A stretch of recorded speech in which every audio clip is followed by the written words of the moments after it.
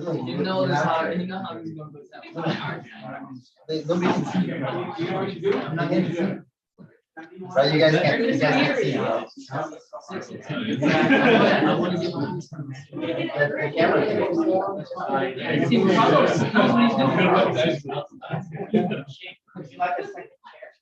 Mark, I'm sorry. No, it's okay. It's okay. I'm sorry. It's okay. You're not Carlos. I promise. No worries. No I worries. feel back at home in Orlando. Yeah, it's all good. I figured it's more embarrassing if I bring it. We won't say no. Yeah, you're right. It works. I don't know.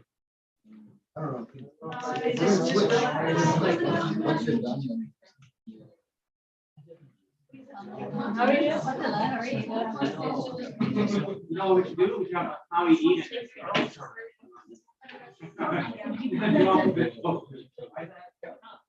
It's funny. Rob never seen this guy. Yeah, right. Oh, Mark.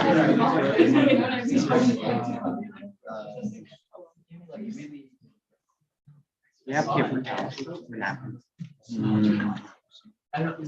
Did we use them on Sunday?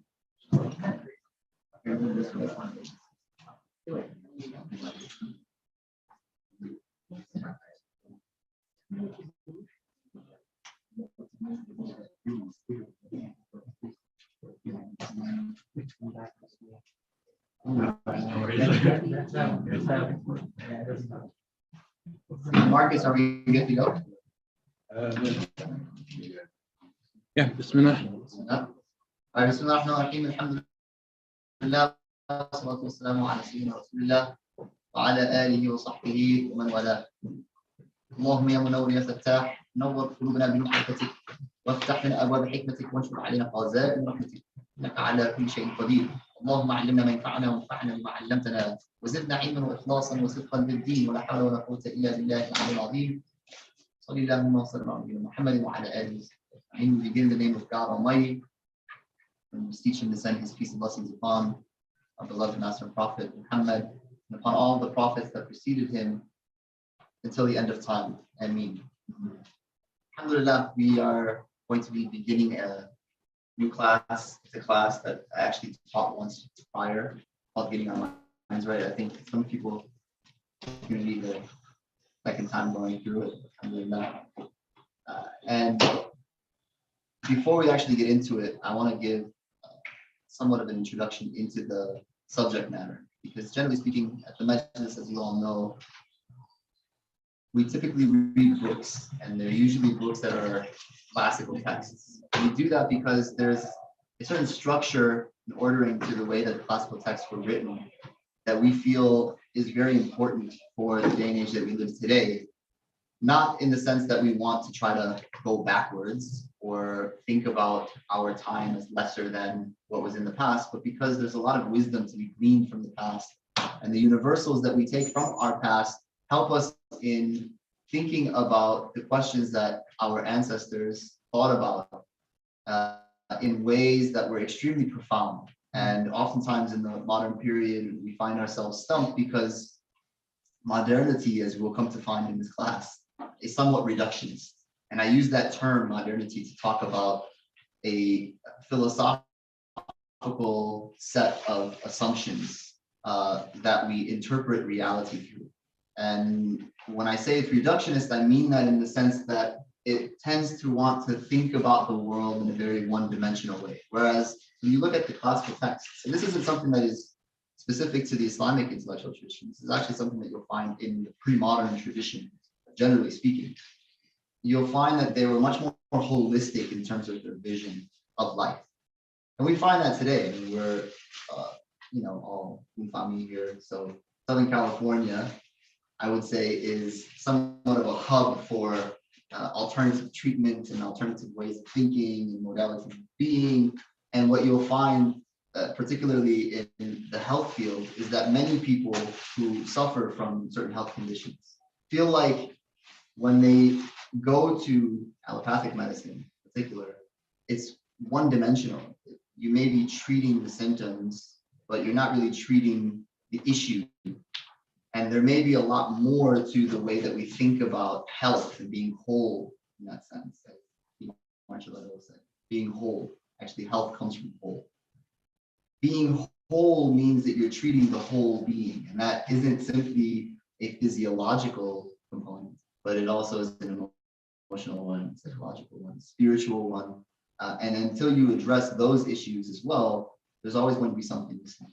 And so whether we're talking about it within the reality of health or food or spirituality, thinking about philosophy and the reality of the world, we have to think and get back to thinking in a way that is holistic.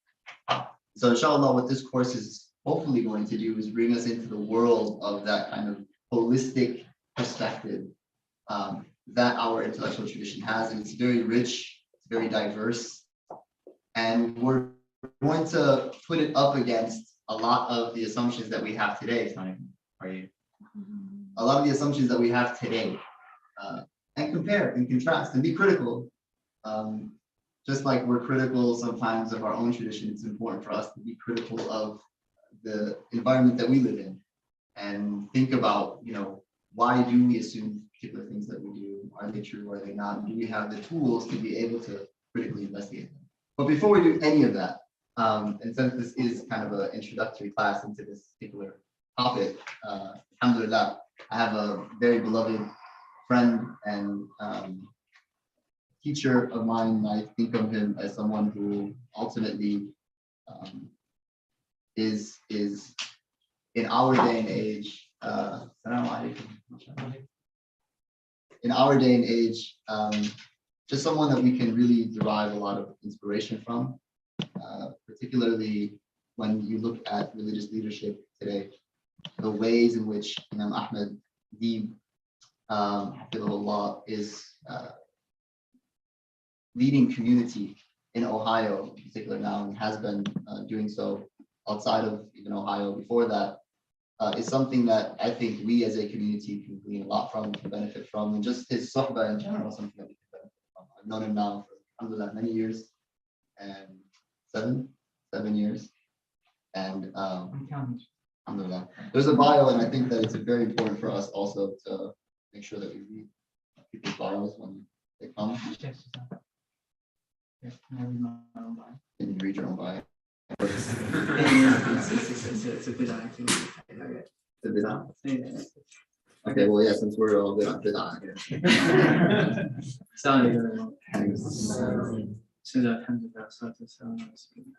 it's good to be here. It's an honor to be here. I've been admiring the Majlis from afar for a good many years. I feel at home here because this is something bio. Huh? This is not a bio. no, look at the I'm living my whole life story. Yeah, alhamdulillah, I do feel at home here. The leadership here is are all people I consider teachers, and I'm even more honored that I consider them as friends. That I have that relationship with someone like Shaykh Fouad. It's one of the greatest blessings of my life, really, and I wouldn't give that up for anything. A little bit about me. I grew up in Orlando, Florida, and I did psychology in undergrad. I went abroad to a few places to study Islam, but most of my training comes from my father, who was an imam for 35 years, master of Quran, and really just someone, I mean, the training that I got from him was less about, let's open this text and read it. It was more by osmosis, by accompanying him my whole life, watching how he moved in the world, really, watching how he moved in the world, how he interacted with his community members, how he treated me. There were many moments in my life where, all I needed was one thing for him to say that was wrong, so that I can just rebel like nobody's business, right? Had a lot of fight. I grew up in Orlando. Forgive me. That's just what happens. We have fire. We have people from Florida. Yeah. I grew up in predominantly like a Black and Latino environment. It was such a blessing to grow up in such a diverse city. But subhanAllah, I was always looking for that moment. It never came. It was always the opposite. He would counsel me in a way you would not expect from the archetype that we have upheld as religious authority or leadership. Right? He doesn't move in a way, and you guys are kind of spoiled here at the Mentalist because, mashallah, you guys get that. You guys get a very balanced, talk about holistic understanding of what it means to have this tradition live in you, live inside you, and what it means for it to manifest once it's inside you, once it's imbibed, once it's embodied, right? We talked about we talk about embodied knowledge a lot, and alhamdulillah, you're very blessed to have leadership that embody that knowledge. So that's pretty much it. I did Masters of Bayan, and now I'm an imam in Ohio. Alhamdulillah. I've been an imam in this particular city of Ohio, Toledo, at the Islamic Center of Greater Toledo, for about 3 years. It's been a beautiful, beautiful experience. I'm a big fan of the masjid. I think the masjid institution in America has the greatest potential for communal preservation in all areas, religious, cultural, and otherwise, if we do it right. And that's something that I've committed a great deal of my life to, and still am. Alhamdulillah. I was asked to give a small introduction to what may become the objective of this course, getting our minds right. I want to maybe ask first, when you hear something like that, getting our minds right, what are emotions that you feel? What does your body do? Like what are things that come to mind, to heart, when you hear getting our minds right? Does anyone want to share? So I can have a sip of this tea. No, I promise. The question was by design, not just tea, but it's nice that I get some tea. Can we focus?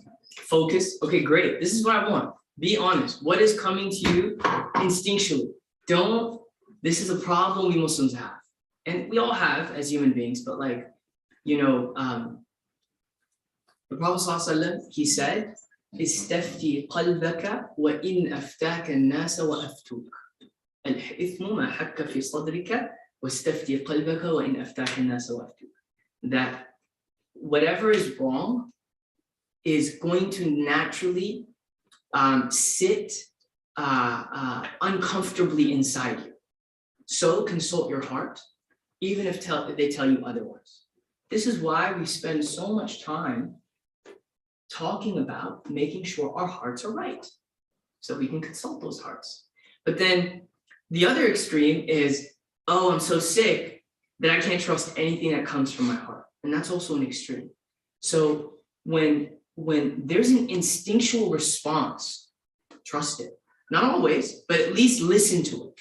The first thing that comes to your heart when you hear getting our minds right, that's what I want to know. Not getting our minds right. So what is the aql? The aql is something I learned in 3 other classes. Now, I don't want those answers.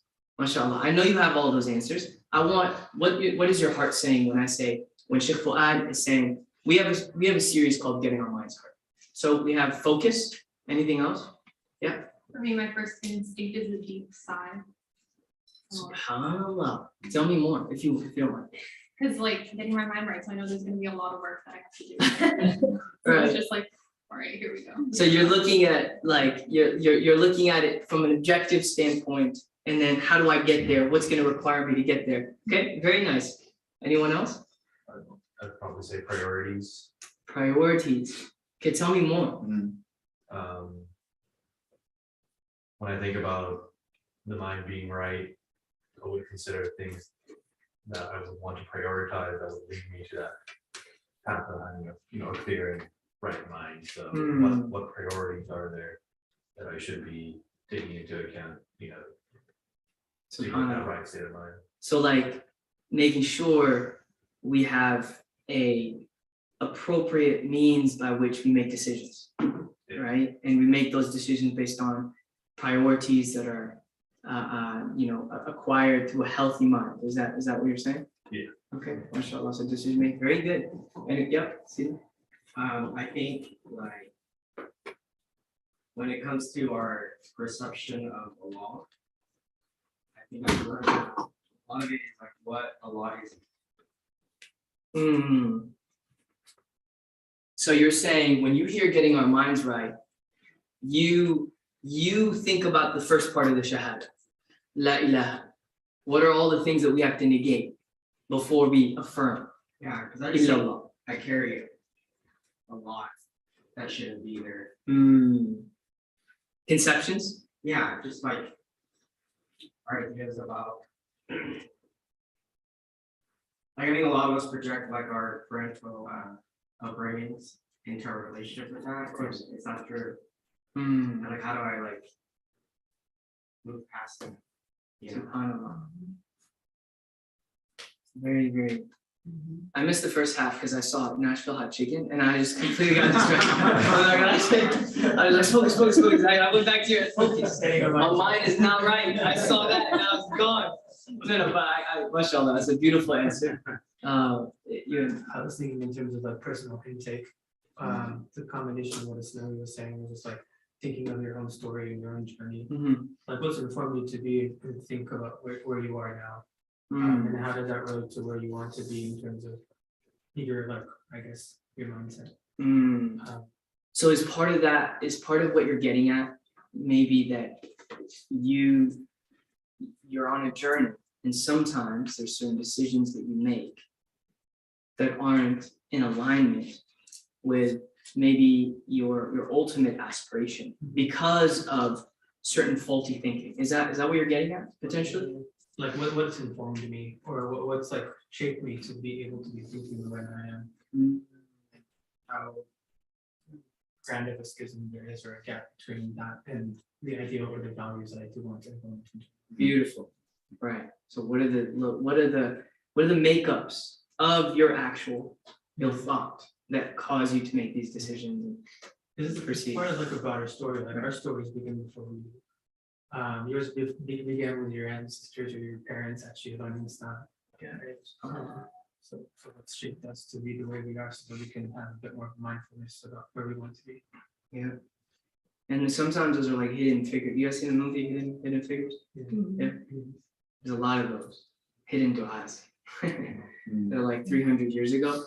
Like some grandpa of yours made a really amazing dua. You don't know.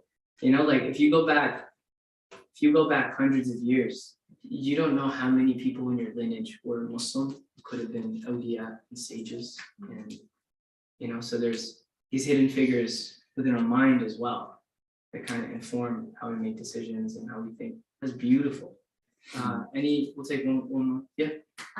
What comes to mind for me is like swimming upstream and getting your mind right. I just feel like in my experience in academia and everything, it's like you're inundated with so much information that may or may not be true.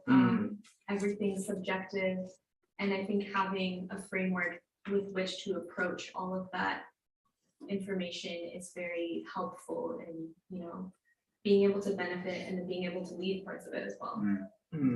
So in continuation to the side, you're thinking of it's gonna be a tough swim, but inshallah a swim nonetheless. You guys like swimming here, right? It's fucking tough. Do you guys swim? Raise your hand if you swim often. Yeah, I figured. It's like I'm from Florida. They're like, man, you must be like Disney World all the time. Oh yeah. Like yeah, Mickey Mouse is my first shave. You know, like I'm literally like his murid, like I'm there all the time. It's like I went there once, like my whole life. I think I went there once. This is beautiful. I wanted you guys to go through this exercise because if you notice, we all frame the objectives of a particular endeavor differently.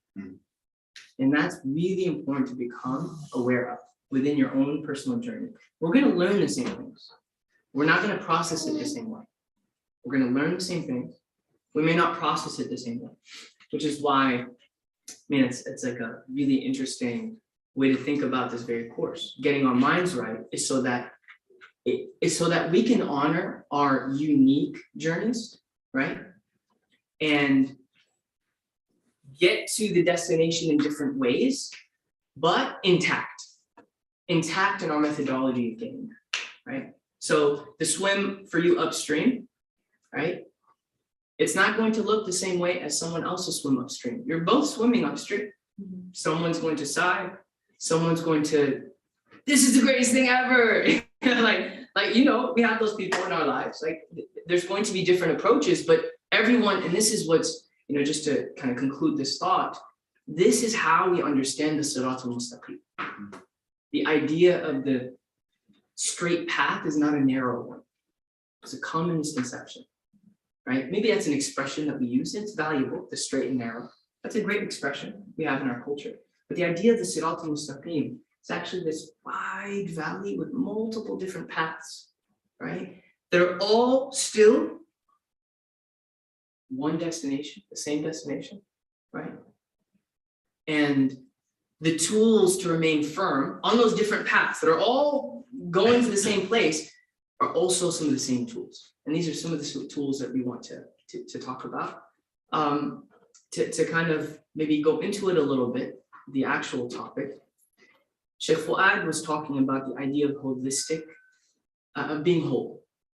One of the things, because this is about getting our minds right. So right now, this is going to be an intellectual endeavor. You're here listening to a talk, right?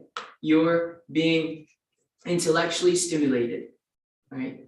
And of course, there's all these other aspects of our being that are being stimulated by our mere presence, right?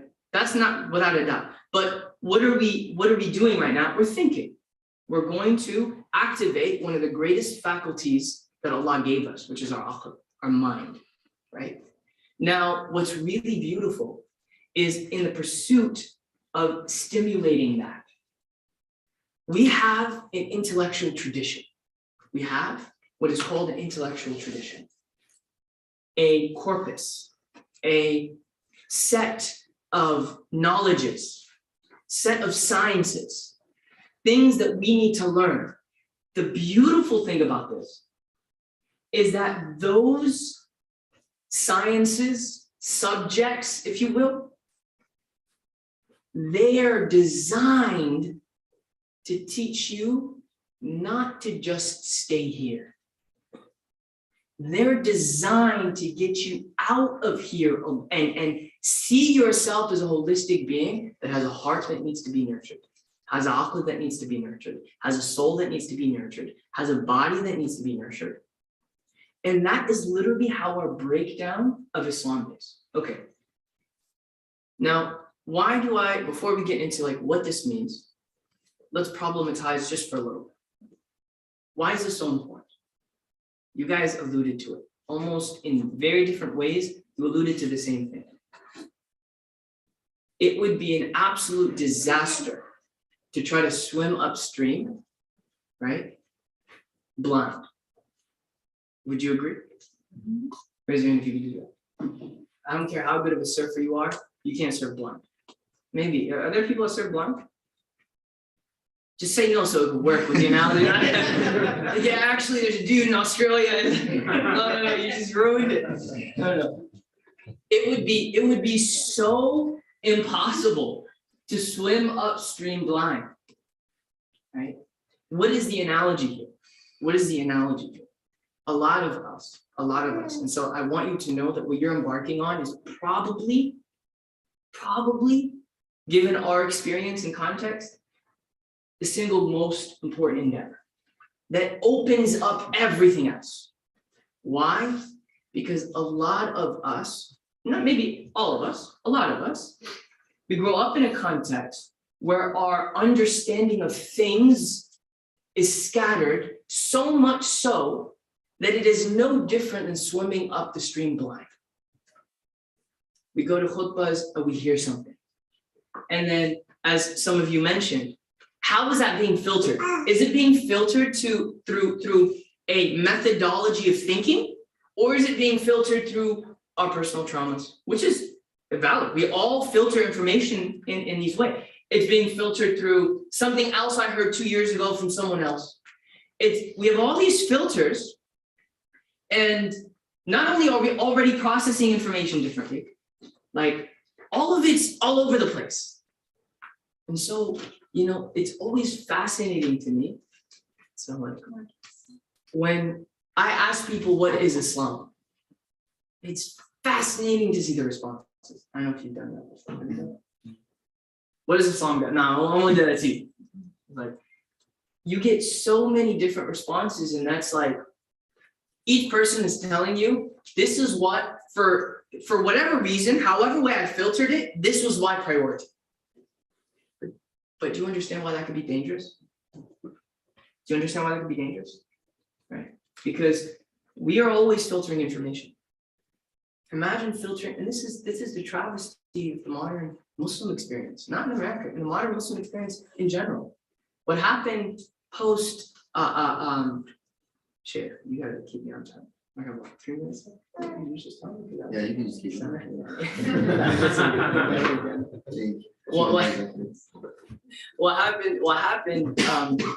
What happened post-colonialism is that the bearings that held up a coherent methodological way of thinking was torn apart. That's why, you hear things like, Islam, Quran, and Sunnah. It's like, dude, we don't disagree. What do you mean by Quran and what do you mean by Sunnah? We haven't really thought about that. Each person has their own little opinion. And what's even a greater travesty is that many of them don't even recognize that that's happening. So they're opening a hadith. They're not reading the hadith. They're reading into the hadith. Do you see the difference? You're not actually acquiring knowledge. You're projecting onto knowledge. And then taking that as though it was knowledge. It wasn't knowledge. And so when that happened, you had all these different definitions and many times competing definitions for what it meant to be a Muslim. Now, at like a very fundamental level, because mashallah, our people are so resilient, there's certain things that are always preserved, like in terms of Muslim practice.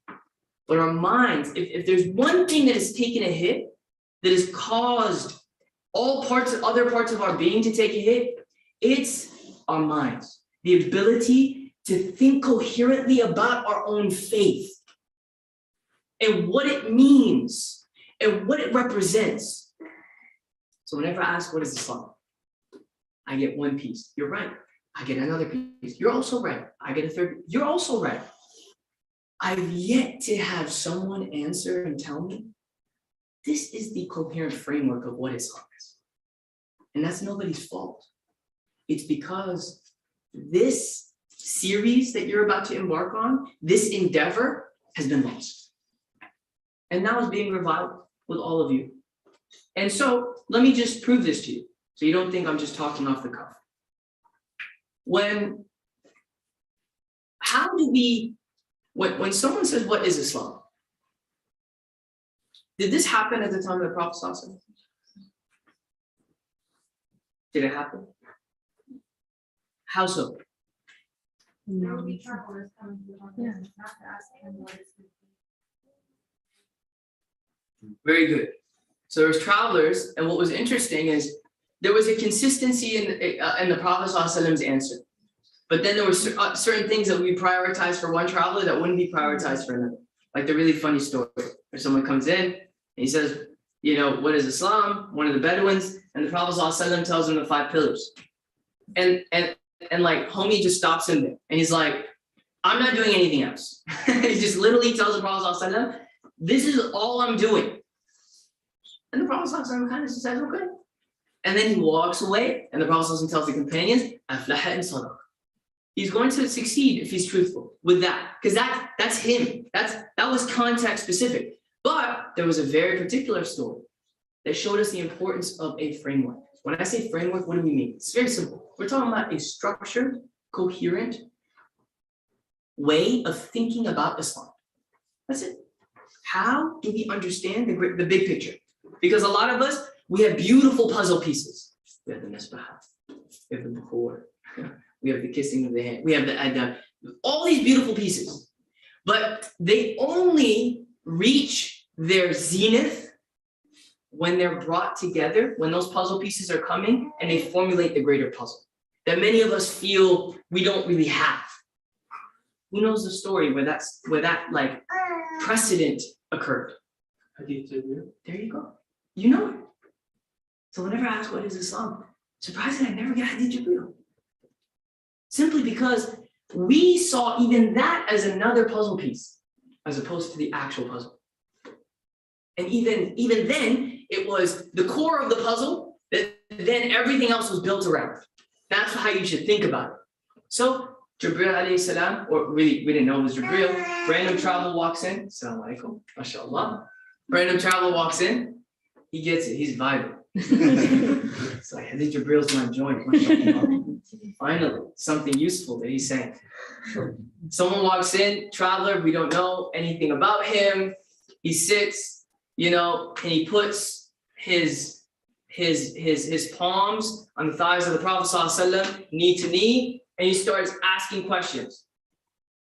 Akhbirni an al-Islam. That's the first question. What is Islam? The Prophet ﷺ gives him the 5 pillars, which you all know. Akhbirni an al-Iman. He gives him certain articles of faith, the 6 articles of faith, right? That hold up our doctrine and belief system. Then he says, Akhbirni an al-Ihsan. Tell me about Ihsan. What does he do? He says, the Prophet ﷺ says, Ihsan is to be in the presence of God, to be in devotion to God as though He is always there, as though you see Him, right? And when you can't, when you slip and fall on your face and you feel you're in a dark place, remember, Allah hasn't gone anywhere. He's beyond space and time. He's not someone that moves away and gets far. Like, He's still there. He's watching you. Then he says, tell me about the signs of the hour, which is another dimension of Islam, by the way. It's part of the puzzle, right? What are the signs of the hour? The Prophet ﷺ starts giving him the signs, and that science, that's a subject matter. Do you know what that subject matter represents? Who can tell me what that subject matter represents? Anyone want to take a guess? Except Shaykh Fouad. Armageddon. Our place and time. Yeah, beautiful, beautiful. It's like, I just gave you the foundations. Remember, those foundations have to be experienced in a manner where you know your time and place. You understand where you are, right? So it's not enough to know I'm swimming up the stream and that's the objective. I know the objective. I got to get up the stream. You got to know, what stream is this?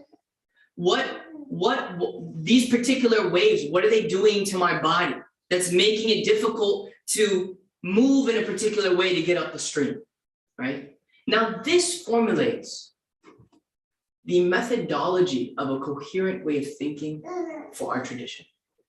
And through this, I'm almost done, I promise.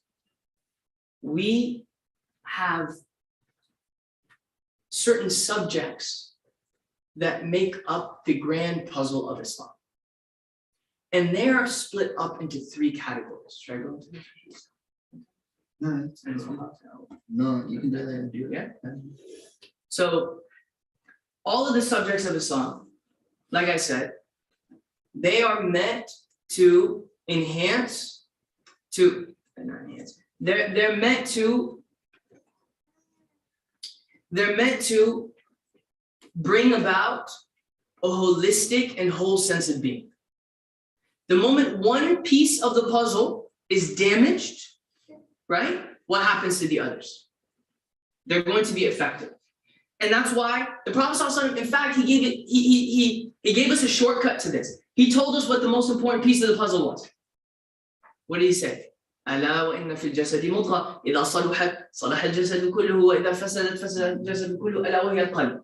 He said, there's a piece of the puzzle. If it's corrupt, everything's going to be messed up. If it's not, if it's sound, everything can be good. ألا وهي القلب. Is it not the heart? But see, a lot of us think the heart and the mind are like 2 distinct things that are not interacting as faculties that are almost in synthesis of one another. If our minds aren't right, what do you think is going to happen to your heart? Right? How do you think you can even experience with a mind that is sick, right? So what ends up happening is the scholars develop a system. 3 categories. The first is called ulum al-maqasid. I never need to forget. I need never forget. I need to swim up the stream. Ulum al-maqasid is the Science, the sciences of objectives. Okay, the subject of objectives.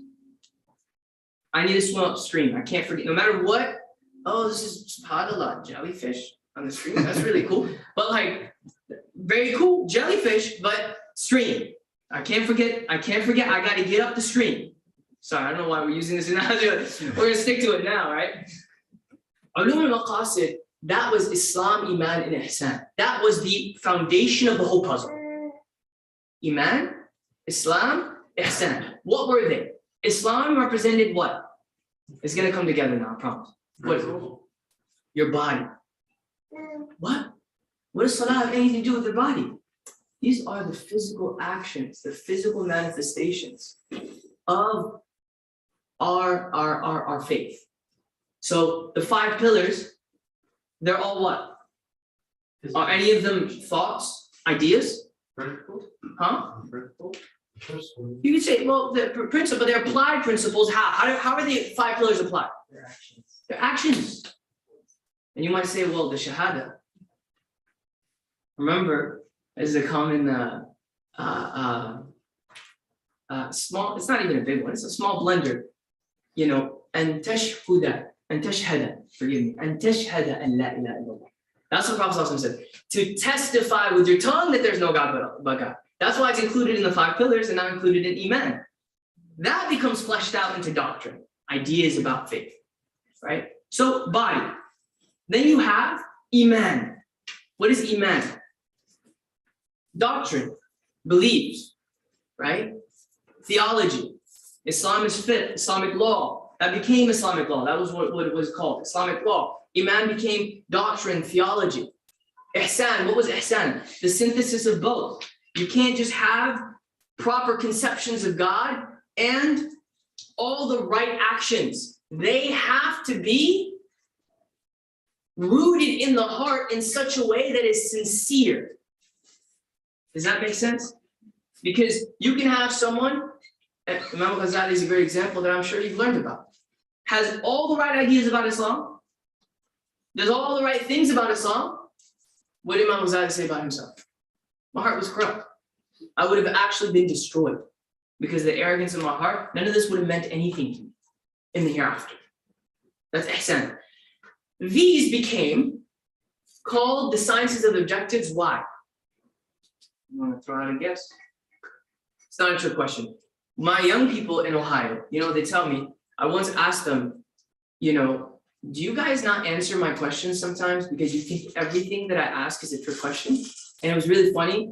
Every one of them started nodding. It's like, what about me?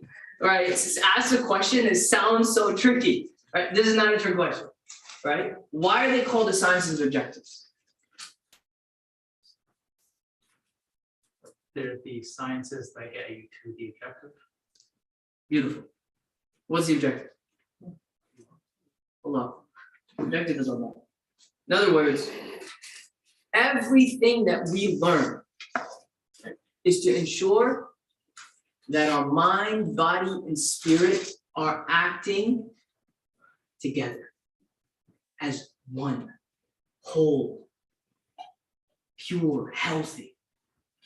You can't have spirituality without physical practice. Do you know why that would make no sense? That's like saying, you know, I love the gym. I love the gym. MashaAllah. I love the gym too. Like, where do you go work out? Oh, I don't work out. I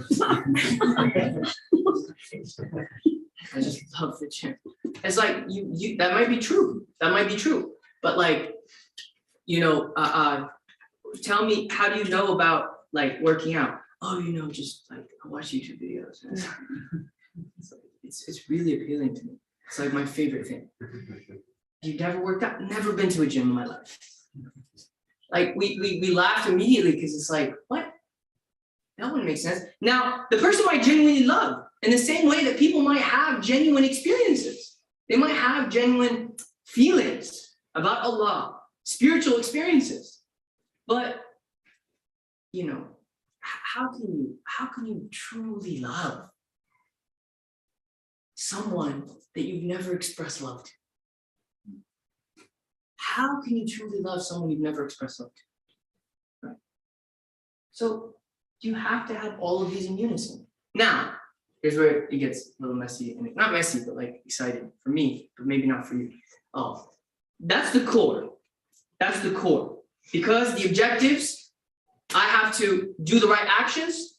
I have to have the right ways of thinking in a manner that the right beliefs and doctrines. And that has to be in a way where the spirit's preserved, right? So anyone who tells you experiential knowledge or experience isn't important, what happened to ihsan? It wouldn't have been the third dimension of Islam if experience wasn't important. Why would God say, like, literally, he specifically says that prayer prevents us from doing all the things we're not supposed to do. Do you think you could do that without actually experiencing salah?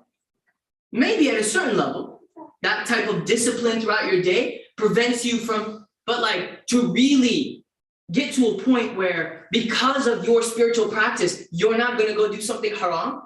Do you think that can ever be devoid of spirit? And why would Allah, the Prophet tell us to worship God as though we see him, right? Now that the scholars recognize, there was a second category. These were called the ulumul ala. And this is important. I know this like sounds arduous, but I promise you, this is going to give you a map to the entire study of Islam. So when you're like, I want to study Islam, now you know. Now you know what this is. The other category was called the ulum al-ala, the science, the subjects of tools. Tools. Any examples? Huh? Language. Anything else? Logic. The Quran. We're getting there. Very good. Grammar and rhetoric. No, that was a trick question. You got it already. I just wanted to see what else you come up with. Sorry. There's some other things there, but the idea is that this is the core of things, and we need to be able to study that. You need to have the right tools. Right? You can't go to university if you don't know the English language and the entire instruction is the English language. You're not going to be able to, right? So there's certain tools, and isn't it interesting? Logic is one of them. That's literally the key to everything in terms of the study of Islam. Why? Because of what we talked about in the beginning. We literally have to correct certain conceptions of how we think so that we don't read into the tradition what is not there. It's not as simple as reading the actual texts, right? Because you know, let me tell you something. Shaykh, forgive me, I gotta say this. People assume that when people like Shaykh Fouad studied for years of his life, right? That what he was getting was information from a book. And this is a very, very big misconception. Anyone can read the books. You know, people tell me as an imam, it's like anyone, you could read the books. In fact, you probably have more hadith memorized than I do. That's not what I was trained by my father my whole life to do. You know what this type of study trains you to do? How do I think and understand the things in the book? How do I prioritize the application of the contents of those things that we learn? There are people, the Prophet ﷺ told us towards the end of times, there are people that will know so much and recite Quran and pray, and you will literally feel disgraced in front of them. You will look at them and be like, I am nothing. Look at all these things he's quoting. Look at his prayer. And the Prophet ﷺ, what did he say? They will leave Islam like an arrow, right? Hits its target, just in and out, right? These were people that Quran will not go past their throat. What does that mean? These are people that didn't really get the heart of the matter. So when you're around people like Shaykh al-Muslima and Shaykh Jamal and Shaykh Fouad, you can't find this in a book. I'm not saying this because I'm trying to praise the scholarly authority in their class. No, I'm being honest with you. It's not about the contents of the book. It's not about the quotations. Imam Malik, who was one of the greatest scholars and humans that ever lived, لَيْسَ الْعِلْمُ كَثْرَةَ الرِّوَايَاتِ. He said, knowledge isn't all of these quotations and information that you gain. He says, وَإِنَّمَا هُوَ نُورٌ يَجْعَلُهُ فِي قَلْبِ الْمُؤْمِنِ. Right? Or إِنَّهُ نُورٌ يَقْذِفُهُ اللَّهُ فِي قَلْبِ الْمُؤْمِنِ. That it is a light that Allah places in the heart. What do you do with that light? So you can see properly. You'll be able to navigate, make those decisions properly, prioritize properly. So that was the second category. What are the tools to be able to access some of these things? And the last category is called ulumul maqasid, ulumul masadir. The subjects of the actual source texts. This is the subjects that allow us to open up the Quran and the Hadith, the Sunnah, the Hadith. And when you understand this map, why is this useful? In fact, share with me, how do you feel so far? Is this useful? Is this not useful? Do you have any questions?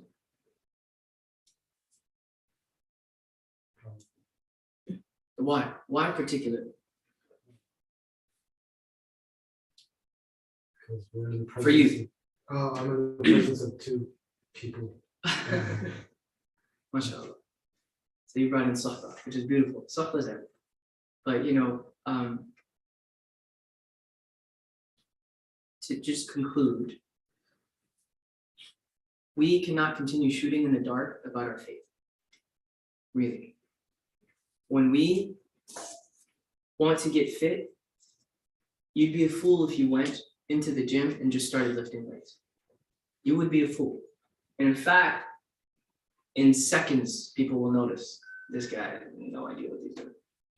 And they'll come and be like, by the way, you're doing it all wrong, right?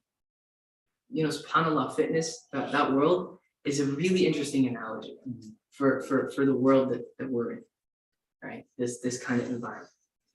You'd be a fool. No one would ever do that. Why in the world would we ever do that with our faith? Do you think that there's going to be a proper methodology in thinking about how to lift weights, how to gain weight, how to lose weight, how to eat right?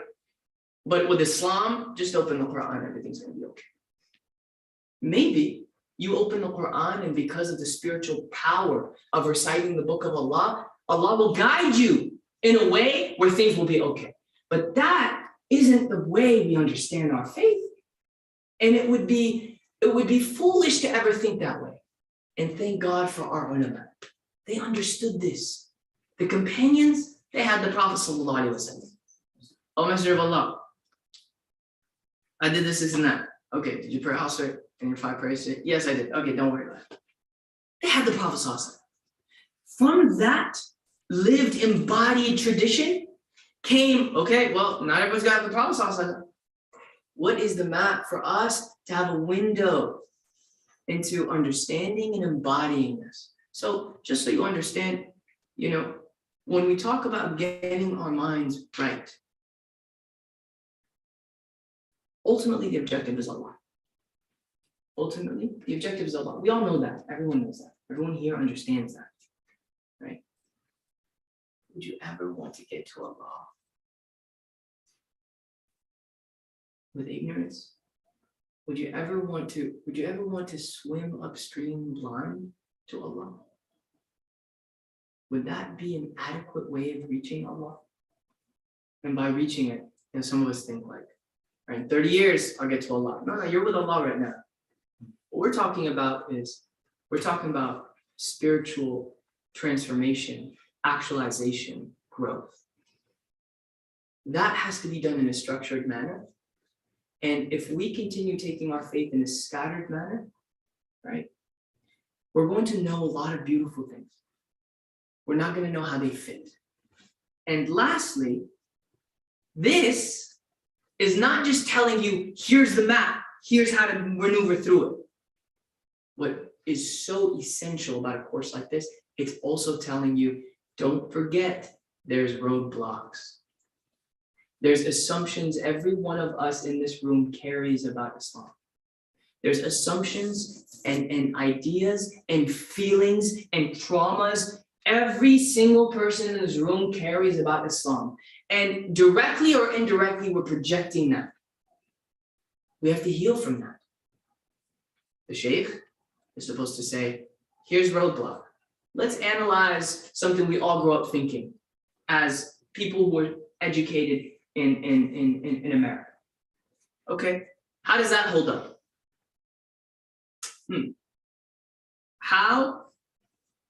How does this particular idea compare to maybe an idea from within our classical tradition? How do we compare and contrast? Is it something useful to have? Is it something that we need to heal ourselves from, purify our minds from, right? So it's not just about, here's a map, to being someone who's serious about studying this beautiful faith. It's also about, are there roadblocks that we've inherited, subconsciously or otherwise, that we need to begin the healing process from? Otherwise, the map itself won't mean much. And the things that we study within the map won't mean much. And the information, especially if it's scattered, won't mean much. Because it's all being filtered to what? Misconceptions, potentially faulty ideas, intellectually bankrupt ideologies. That, inshallah, we can begin to unpack so that our journey to Allah subhanahu wa ta'ala is one where we can feel confident in consulting our heart. Because we know that, alhamdulillah, we're taking at the very least the path. And this is what you should remember. Allah subhanahu wa ta'ala guarantees every one of you something that you should really, it should be an emblem that you wear inside your heart. وَالَّذِينَ جَاهَدُوا فِينَا لَنَهْدِيَنَّهُمْ سُبُلَنَا. So, back full circle, it's going to be a swim upstream. In some ways, it's going to be a swim upstream. But called the course. yeah. We got an analogy, we ran with it, Jay. It's a good analogy. It's going to be a swim upstream for many of us, and that is okay, because Allah guarantees every one of you that tries, you are going to reach the destination. And it's not some faraway thing. The journey itself becomes exhilarating because you're not shooting in the dark anymore. There is hidayah, there is light, nur, that you're being directed by. May Allah subhanahu wa ta'ala allow us to walk this beautiful faith in a way that the Prophet Muhammad ﷺ walked, in a way that the companions walked, and when we walk in their footsteps, inshallah, and be amongst them on the day of judgment, hand in hand entering paradise without judgment. I mean, I'm sorry, I talk too much, man. I feel really bad. We didn't even get to Shaykh Fouad's. No, that's good. You're gonna be with me for the next, the entire summer. 20 years. So, yeah. 20 years. This is a 20-year commitment. You guys did that, right? Before you attend. Barakallahu feekum. I hope this was beneficial. I'm sorry, I didn't mean to talk so much, but like really, this is a really important endeavor. I suffered a lot in my life because I was trying to understand Islam through a bunch of ideas that I had for years. All someone had to do is say, hey, this thing that you keep filtering Islam through, that's called this. And it's actually nonsense. I just needed someone to tell me that. Obviously with some gentleness, like not nonsense, but like, hey, there's other ways to look at this. I felt like I lost years of my life trying to fit Islam into particular conceptions that I had when I could have been easily liberated from it. So this is about freedom. May Allah keep us free, make us free. I think it's not سأتكلم أكثر سيكون مصيبة للمجلس. Allah let you go. Inshallah. May Allah preserve you. Inshallah. It's a treat to have people who can give us, these perspectives and allow for us to reflect on it in ways that are very beneficial for our community. Inshallah. So, and again, this was part of an introduction to the course. I wanted to get Imam Ahmed's take on the course, and the way in which it is going to unfold is very similar to the things that you talked about. Hadith Jibreel obviously is the paradigm for us, and we'll talk at length as to what that means in relationship to the paradigm of Islam. And people that aren't new to the Majlis know that this hadith in general makes up the framework for how we come into an understanding of what the religion of Islam is. What is Islam? It's not one-dimensional. There's a text that Dr. Sherman Jackson talks about constantly. Leora Batinsky, who's a Jewish scholar, who wrote a book called How Judaism Became a Religion. And basically the thesis for her is that in the pre-modern period, that religion wasn't simply a set of liturgical practices or things that you say or ways that you worship, and that was it. It was a culture, it was a civilization, it had ethics that were embedded into it, politics, society, all of these things were part and parcel of the construct of what we thought of when we think religion. And obviously in the modern period with secularization, you now have religion being simply the way that you worship. Then everything else in society is sort of subject to the public sphere that has nothing to do with religion. Right.